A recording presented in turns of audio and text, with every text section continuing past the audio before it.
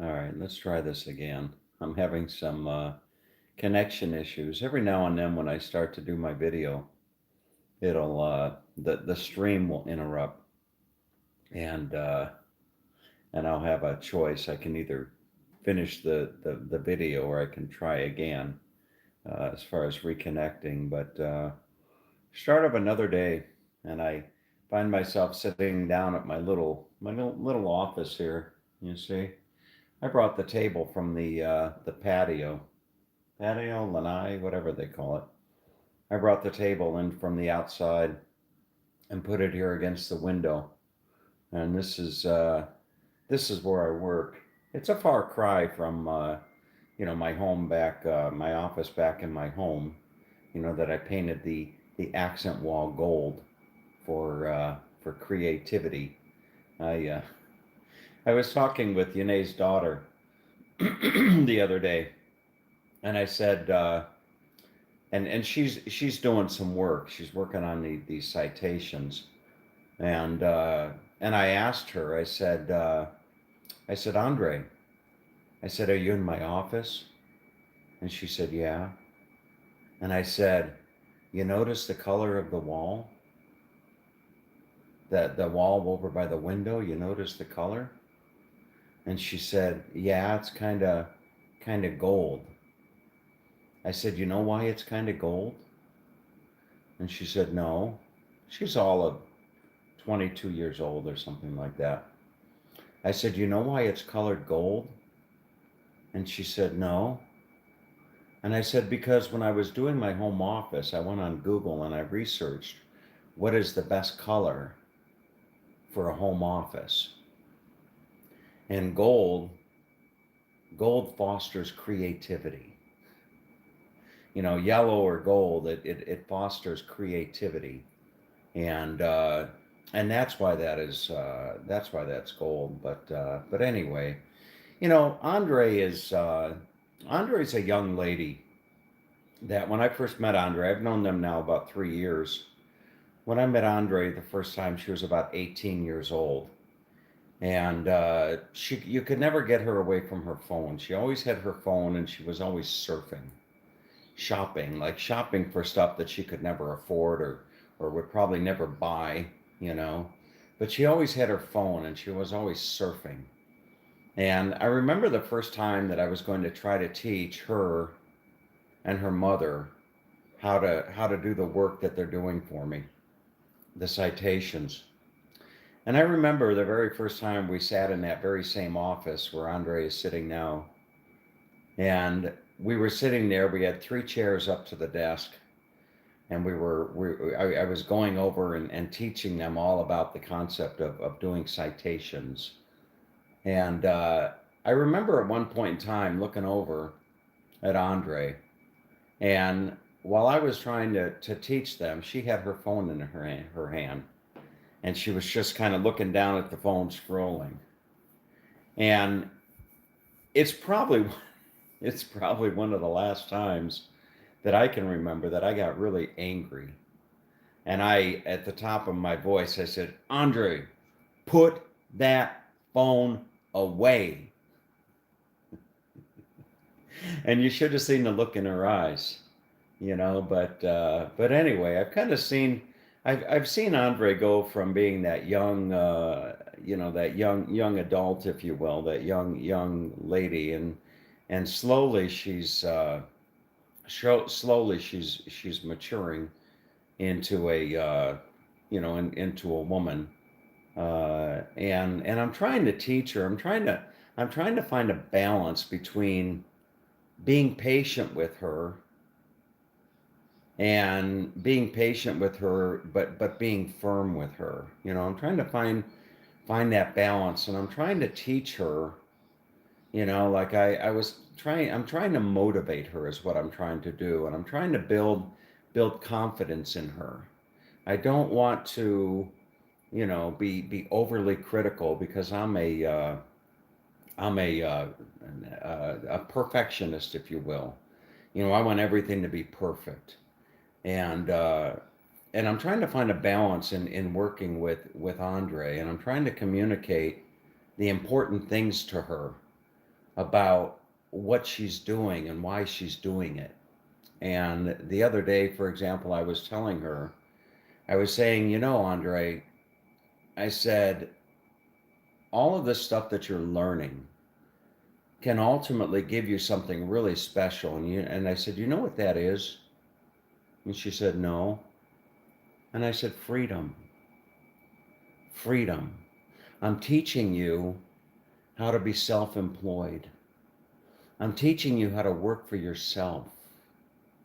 And when you can work for yourself, when you can work for yourself and you can, and it opens up so many opportunities for you as far as, working for the man, so to speak, and being told when you got to show up and when you can take vacation and what you can and can't wear to work and all that kind of stuff. I said, that's why this stuff is so important.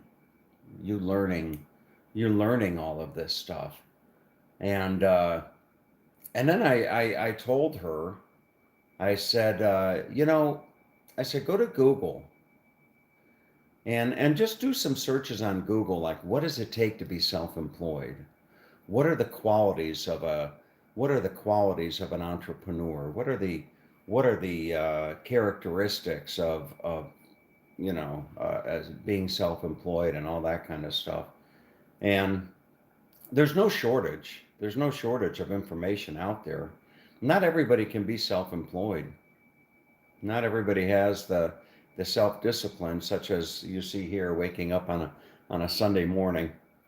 I could be down walking on the beach right now if I wanted to, watching the sun come up or what have you. But not everybody has the self-discipline or the confidence or the ability or even the desire, for that matter, to be self-employed. And but anyway, so with Andre, I'm just trying to be patient with her. I'm just trying to encourage her. Today I was talking to her and I was reviewing some of her work. And I was trying to emphasize to her that, Andre, at some point in time, I'm not going to be there looking over your shoulder. I said, at some point in time, you're going to be getting your own clients. You're going to be bringing in your own clients. And I'm not going to be looking over your shoulder. I'm not going to be saying that you need to follow through on this and you need to make sure you do this and you need to make sure you do that. I said, that's all going to be on you at some point in time. And whether or not you're successful is really going to determine whether you need somebody looking over your shoulder. If you're going to be successful, you don't need somebody looking over your shoulder to make sure that you're doing it right. You want to, when you're self-employed and you're successful, you want to do it right. You want to make sure that you do things right. But anyway, so enough. I see I'm getting some comments on the screen, but I just hope, I really hope that that this whole citation thing with this work for Yanae and her daughter. I just hope my arm's getting tired holding the camera, but anyway, I just hope that this all I hope it pays off for them. I Andre is a Andre came to Andre came to America to learn film. She came here to study film. She went to a school down in she went to a school. She was enrolled in a school down in Orlando to study film. And I don't know, what it was about film that interested her, but she wanted to learn film, and she came to America from Venezuela with the hopes and dreams of studying and learning film.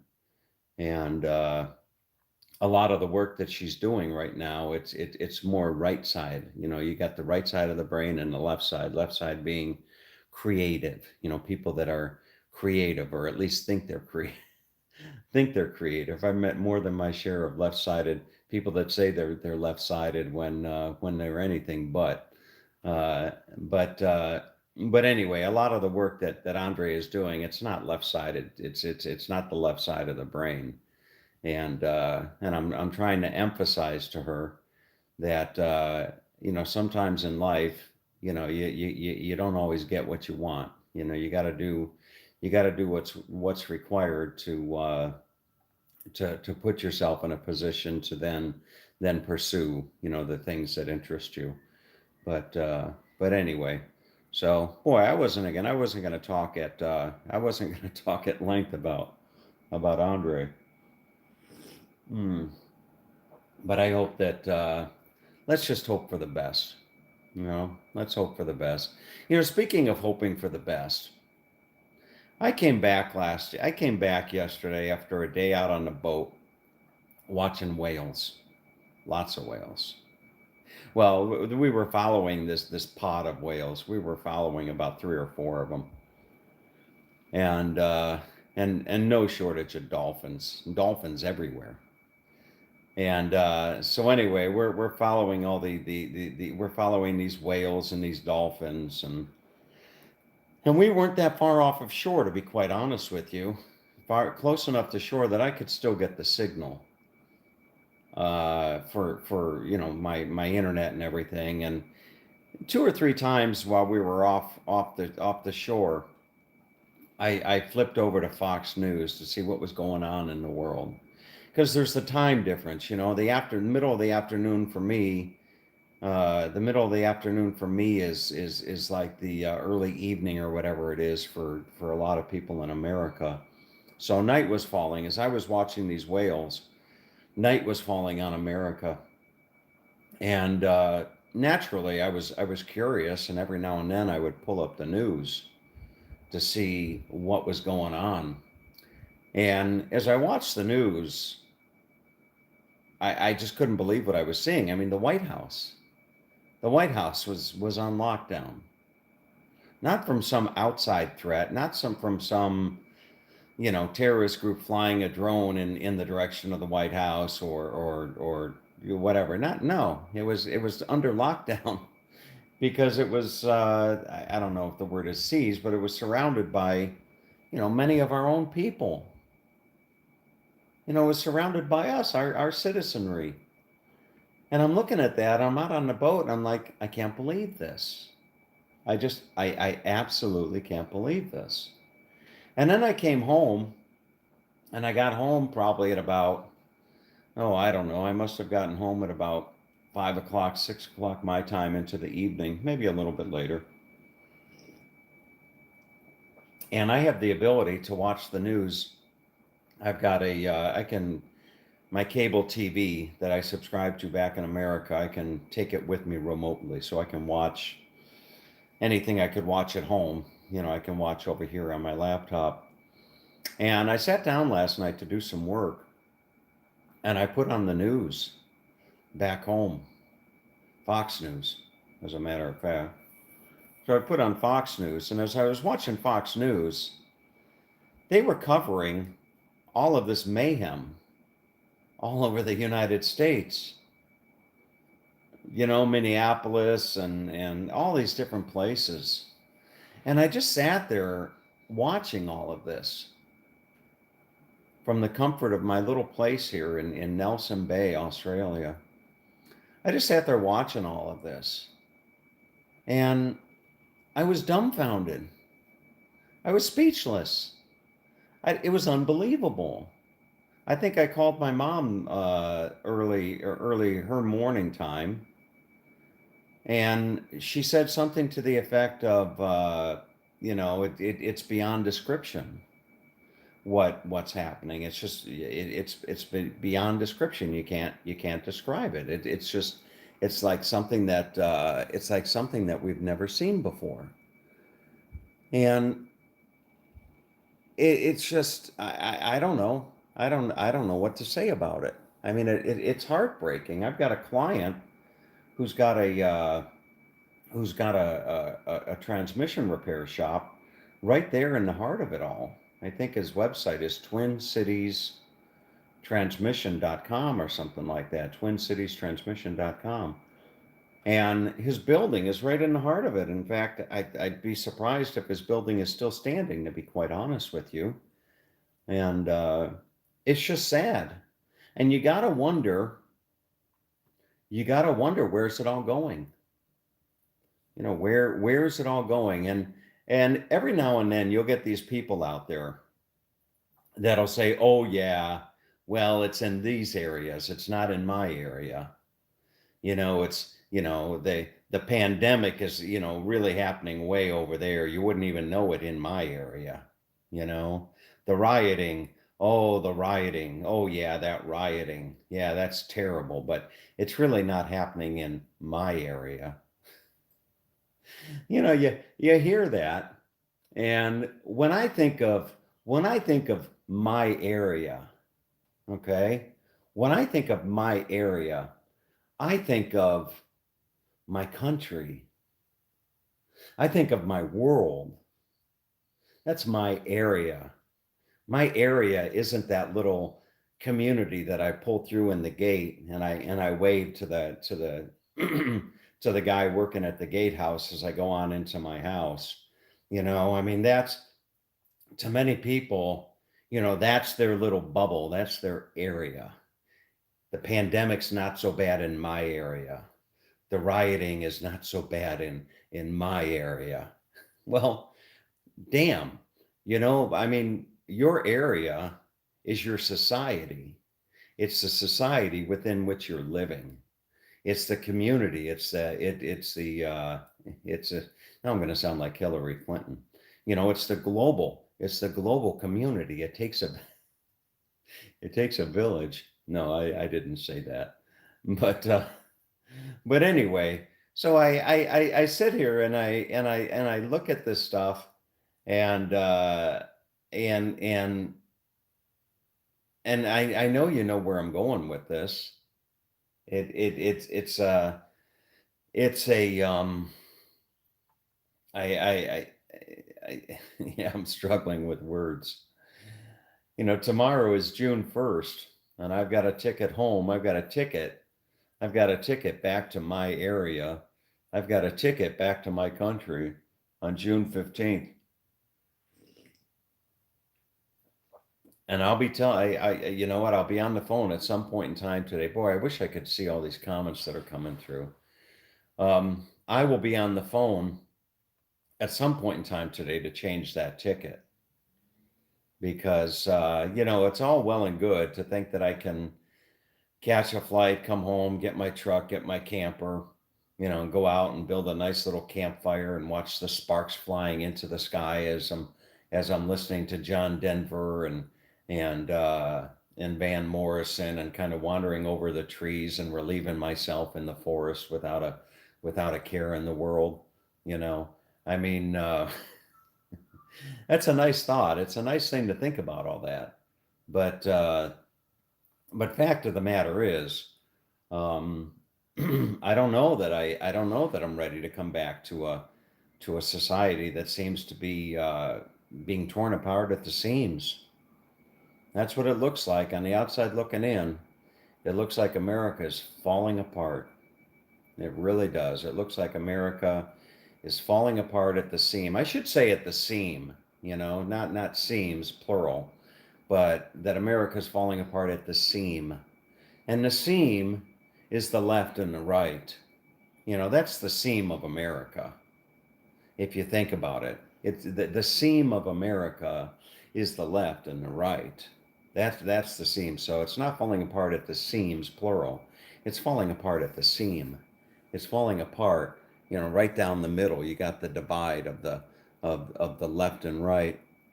And then, you also have the another consideration, of course, is you have the gap. When you go to England, you go and you get on the tube, or whatever, you go to ride the metro in England, and they all have these things down on the floor. It always says, mind the gap, mind the gap. The gap between the platform and getting on the train. It's always mind the gap. Well, in America, maybe America should be minding the gap. And the gap is the gap between the haves and the have-nots. That's the that's the gap that America should be looking at. Is the gap between the haves and the have-nots. Because I think that the wider that gap becomes, the more prone and susceptible. I can't even spell the word susceptible. I can use it in a sentence, but I can't even use the word susceptible. I can hardly pronounce the word. But that's where America is most susceptible and vulnerable. It's that gap. Yes, you've got the racial aspect of it, of course, but that ties right into the widening of the gap, if you will. But anyway, hmm, what else is on my mind? Do you remember a few weeks ago I went out and I did the video at Fingal Split? Remember that beautiful beach, Fingal and Fingal Beach and the Fingal Split, where the high tide comes in and it cuts off that island. And you remember I went out and I did the walk and talk out to that island. And as I was doing the walk and talk out to that island, as I was doing the walk and talk out to the island, the what do you call it? The lighthouse. The lighthouse was out there. Remember that beautiful, beautiful lighthouse? And I did some drone shots and all that type of stuff. Well, we're on the boat yesterday. We're on the boat going out to do the whale watching, and I'm talking to one of the guys on the boat who is a friend of Frank, the captain of the boat, and and he says, "Yeah." He points over to the lighthouse as we're going past it on the boat. He said Frank was the last keeper of the lighthouse, of that historic lighthouse. Frank was the last guy. He was the last keeper of the White House, or lighthouse, I should say. He was the last. I don't know what you call the guy that goes into the lighthouse and makes sure that the light is going around and all that kind of stuff. But Frank, bless his heart, he was the last guy to take care of that historic lighthouse, and I couldn't believe it. But anyway, so we're coming back in. We're coming back in from the whale cruise, and I was saying goodbye to Frank as I was and thanking him, and of course I said, what do I owe you, Frank? What do I owe you for the tour? And he said, no, you don't owe me anything. He said, no, no, you don't owe me anything. He said, as a matter of fact, we're going back out tomorrow. If you want to join us, why don't you come out with us again tomorrow? And I said, really? And he said, yeah, we're going to go out at about 1 o'clock tomorrow. Why don't you come and join us? And and the weather is going to be a lot nicer. Yesterday was kind of a gray, overcast day, and today it's going to be a sunny, sunny day. And I'm going to go back out because the quality of the video that I did yesterday, it was okay, but it was, to be quite honest with you, holding my big heavy gimbal and everything, I didn't have the mobility that I would have if I were holding it in my hand. And so I'm going to go back out today, and I'm going to reshoot a lot of the video and get the whales against a clear blue sky and what have you. So anyway, so that's really about it for the day. I'm kind of curious now. There's been no shortage of comments on my videos here as I've been doing my live stream, and I'm holding my camera with my hand and holding your arm out, such as I'm doing here. My arm actually gets a little bit tired, but I'm kind of curious to see, what some of these comments are. Hmm. I'm going to try to scan through some of these comments here and see what people are saying. Let's see if I can't bring these comments up. There we go. Live chat. There we go. Let's see. I'm going back. Paul is online. Yasra. Kay is online. Kay for Office Ivan Gray. She will need to have a couple bad bosses until she will realize what you're teaching her is true. Thank you, Rose. I love very ordinary and routine life. I'm happy with working at home now. I can't wait to go back to the office someday when life returns. Hope that she eventually finds something she loves to do with her creativity. So do I. I hope that she could find a nice niche for her to develop and establish her in a career. That's what I'm trying to do. The cop should be charged with second-degree murder. Yes, he should, and I believe that he is charged with second-degree murder. I was saddened for what happened to him. Why is the crowd just standing there and doing nothing? America's had challenges before. I found the Maple Thugs looking, searching for. Okay, I'm glad you said it. It's true. If I were there, I would run to the back and avoid the police shooting me, but I would scream at the top of my lung to show my fear and ask the crowd. June 15th, just about the time we should start seeing the COVID spiking from lack of socially. I've been watching that also, the time span, because June 15th could be when we start to see a spike. Democrats release the prisons code, good chance to loot. There you go. Susceptible. Oh, thank you. Susceptible. Are you sure that's the right spelling? Also, there were hired Antifas. I know, Antifa. Trump tweeted about violence. I'm anti-vaccine mandate provider who only wants to read and enrich life. Okay. Enjoy the beauty. There's Mark. It started out as a protest for justice and has turned into a free-for-all of riot, looting, and fires. The thugs seem to be having lots of fun destroying and burning their own cities. What's interesting, Mark, is they're not burning and destroying their own cities. A lot of those people have come from out of state, and they're doing that. Trump needs to use martial law. Yes, he does. Love listening to your daily thoughts. It's hard for you to be on the outside looking in. Thank you, Tom. So anyway, yeah, that is the thought. Thank you, y'all, for all your comments. That's part of the problem. You get the outsiders coming in. I guess the St. Paul police chief was online today, and he was saying that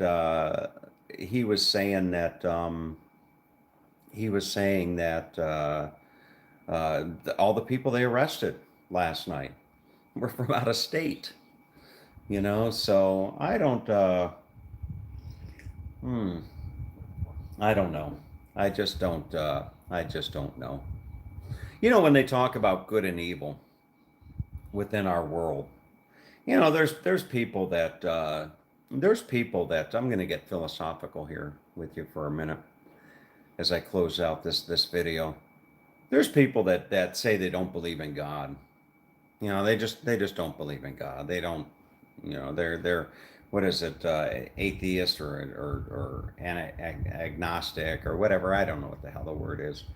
But there's just people that don't believe in God, and I got to tell you, there are really the good and evil. What we're seeing with these rioters, these thugs, what we're seeing with these people is nothing but pure evil.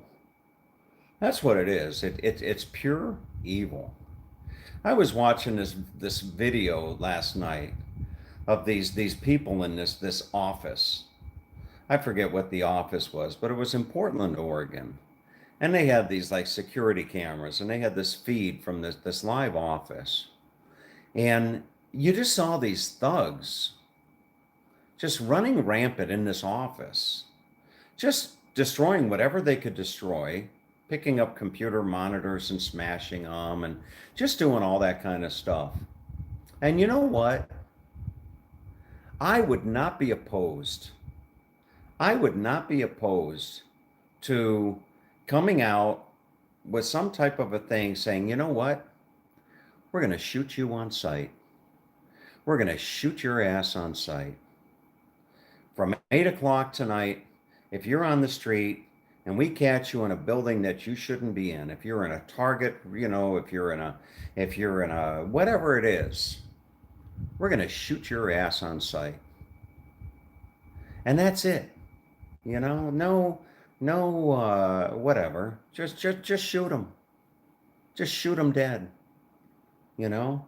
That's what That's what I think. Because when I see these thugs going through, when I see these thugs going through uh, when I see that they're using this excuse to loot and destroy other people's property, I hope they all get arrested soon. When I see these people, God is, uh, when I see these hoodlums doing this stuff, shoot their ass. You know, there's no excuse. There's no justification. You can't say, well, they came from a broken home. You really got to be patient with them. You got to talk to them. I mean, you just got to talk to these people. Just open up the dialogue, you know? Hold a town hall meeting. Let's hold a let's take the opportunity of these big fires that they're burning in a street, and let's get some lawn chairs and some graham crackers and chocolate and marshmallows, and let's take this opportunity to sit around these big fires that they're lighting, and let's just talk. Let's put on some music. We'll put some music on. We'll get some nice lawn chairs, and we'll sit around and we'll talk about the problems. That's not going to work. It's just not going to work. You just gotta, you just gotta shoot their ass. That's what you gotta do. You gotta shoot their ass. And yes, you know what? Some of them are going to shoot back. Some of them are going to shoot back. I understand that.